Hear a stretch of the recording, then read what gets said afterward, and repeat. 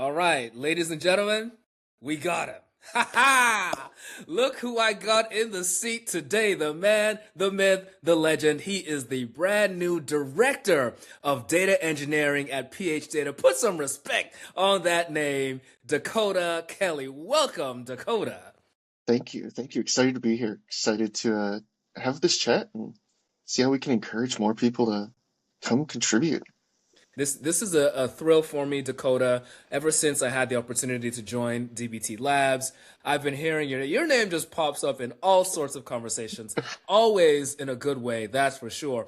So we'd love to discover a little bit of this secret sauce that has Mhm. allowed you to contribute in so many ways to the community.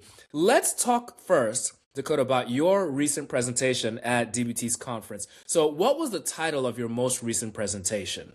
Yeah, I believe the title was how DBT Labs and the things we're building in DBT are helping drive Workday's agentic future. They are Yes. trying to migrate more data into DBT, and it's not just migrating the data into DBT and using DBT as the tool to transform it, but making that data readily available, making sure semantically we understand what it is, how that data is interconnected, utilizing things like the semantic layer to make sure that we can convert those assets into Snowflake semantic layer, and that we can use a talk to your data agentic solution to help drive um, the analysis and analyzing the data, allowing us to do more work without having to put so much effort behind creating a lot of one-off visualizations for the different ways you might view the data. Right, And right. so there was a number of different technologies behind that were really central to that. Stuff like Snowflake, stuff like DBT, using the semantic layer, making use of the mesh so we can let the different domains Mm. operate independently but still be interconnected. Um, so that was a it was a very exciting talk. I think that's probably my fourth year been able to present at DBT, which is very exciting. Incredible. Incredible. This is, you're going to be able to present a unique and different perspective, Dakota, Mhm. from some of the other speakers who have been sharing in this series. We've had a lot of first-time speakers who've shared, which is phenomenal.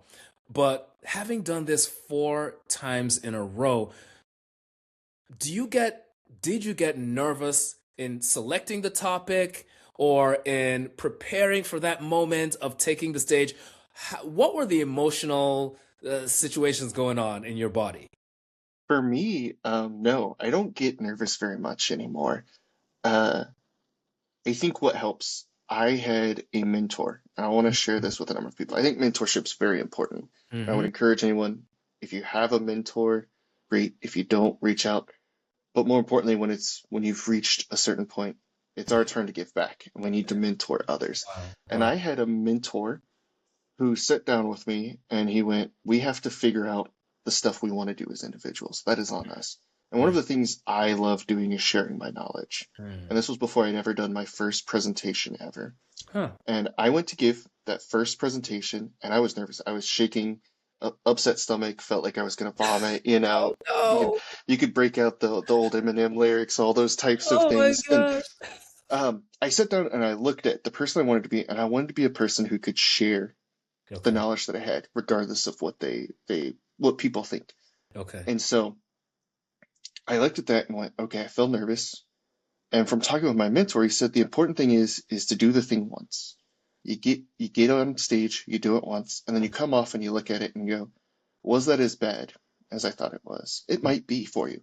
You might look at it and go, you know what, I did this. It was a fun experience. It's not for me. And that is okay because our Mm. lives and who we want to be is going to change with the seasons, with the different phases of our life that we're in.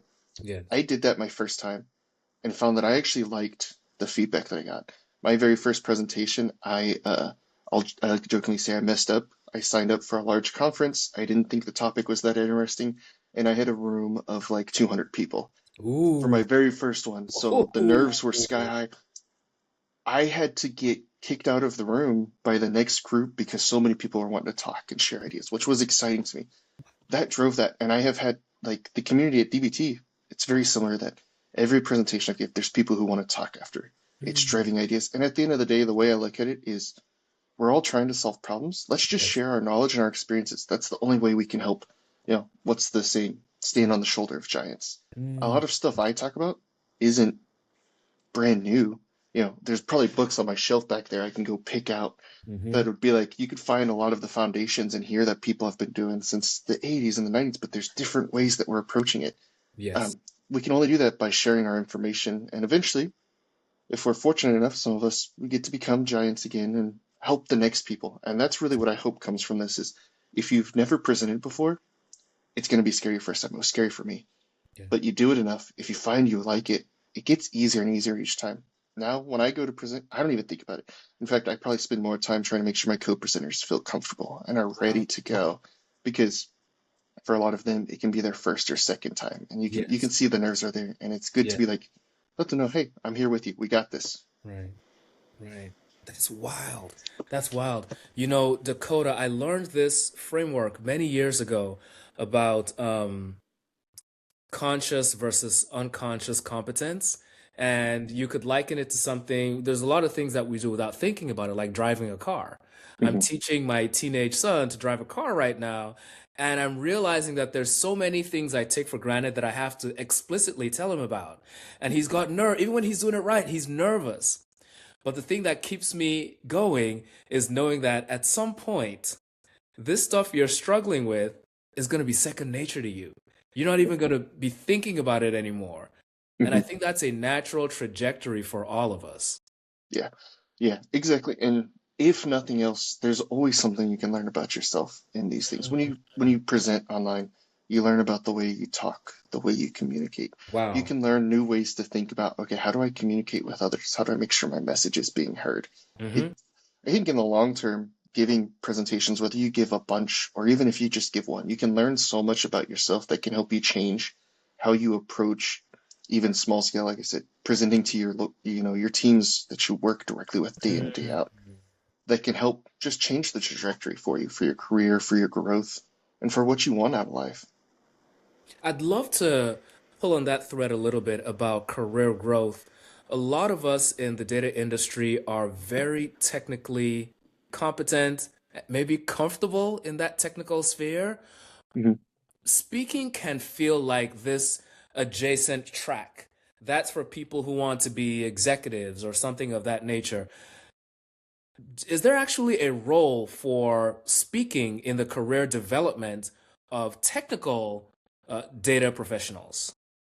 Yeah, I think there is. I think regardless of whether you're looking at managerial track, whether you're looking at executive track, even if you're looking at technical track, the best, most technical people that I've worked with, who you want to continue to work with, know how to articulate their ideas. They know how to take very complex topics and make them relatable. And Hmm. that's how you stand out. And you can practice that by covering the most advanced things out there. And if you could find a nice little analogy, sometimes a nice little joke that helps those things stick, that's going to take you further. And practicing those skills, regardless of whether you want to be the best architect in the world, the Hmm. best technical knowledge person in the world, whether you want to be an executive leader, those are important because we need to be able to articulate simply what is being done, Yeah. regardless of how complex it is.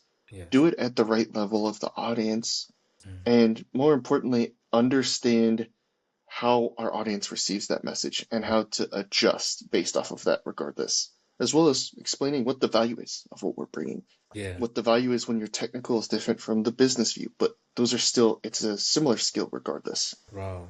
Wow. That's profound. I really like that a lot. Um, I'm curious, Dakota, what would you say to encourage people who maybe have never spoken to actually choose this year and this moment to submit their proposal idea? I'm based out of Oklahoma, and I like I've recently been calling them Ted Lassoisms, my turn of phrases, Ah. so to speak. And there's a turn of phrase of the best time to do something was yesterday, and the next best time is today. Your best time to do something is right now. Go do it. Go kind of take on the challenge. Put in a presentation. You might get selected, you might not. If you get selected, great. There's wonderful team members here to help guide you through the process, help make sure that you're prepared. Mm, But more importantly, like I said, mentorship is very important. If mm, you're sitting there and you're feeling intimidated, reach out to me on the DBT Slack. I will happily talk with you. I've talked with others before when they're giving their first presentation. Wow. If I'm there, I'll happily give you a pep talk. It's more important for us to get on stage, and what I find for most people is we're so afraid of how people are going to judge us. Mm, And what my experience has been is most people are not looking to judge you. They're looking to gain some new information. And if you can open even one person's eyes, it's worth it. It's worth it for you to make that connection, build that relationship. So I would say just go do it and don't hesitate to lean in with the community. Like you mentioned, a number of people who you're probably going to see them and you're going to be like, there's no way that person gets scared. A number of people do, and it's okay. It's part of the human experience. It's part of what makes us who we are. yeah. And I think every one of them would probably be willing to hop on a call with you, meet with you at the event, and just help smooth that out for you. So don't hesitate to reach out and do this. Do this for yourself. Do it because you want to do it. If you Mm, go, I want to do it, but I don't think I have anything important to say, you probably do. You mm, should do it.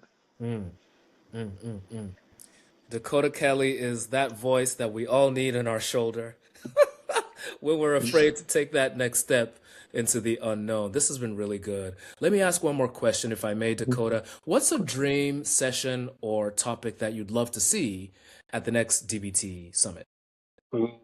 I think right now we all know that AI agents, it's all the new hotness, Yeah, for lack of a better term. It's what everyone's talking about. right. I think that there's good foundations which are always good to cover. Things like how to do pipelines correctly, what are the different types of pipelines, etc. But what I think is more interesting is showing, even if it feels novel, ways that we're leaning into that. Because Mm, as data practitioners, we're always expected to continue to lean into those trends, learn from them, learn from each other on what's working well, find ways where things are working. Whether it's as simple as you've done something to build out an agentic workflow to help you improve your pull request process. Maybe it takes too long to get code reviews and you have a first pass code review. Maybe you're building out some different workflows utilizing dbt MCP to stand up some automation to help improve process. Like right. those are ways that we can help add some value, and I think those will be very interesting. We'll probably draw a larger crowd, and if you're a first time speaker, I know you might be nervous, but again, just reach out.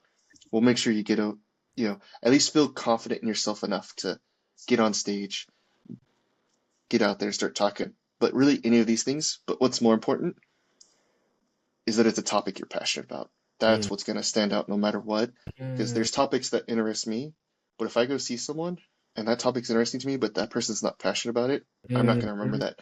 But if you're passionate about it, I'm going to remember that even if it's a topic that I wasn't initially interested in. Wow. Wow. Okay, folks, you heard it here. We've been talking to Dakota Obi-Wan Kelley. He's the Obi-Wan of data engineering. This has been so good, very, very encouraging. I'm excited to see what this is going to spark in the hearts of our community. Thank you for spending time with us today, Dakota. Oh, yeah, no problem. Anytime. Happy to. Hope everyone has a great week. This has been great. We'll see you all on the next one. Bye for now.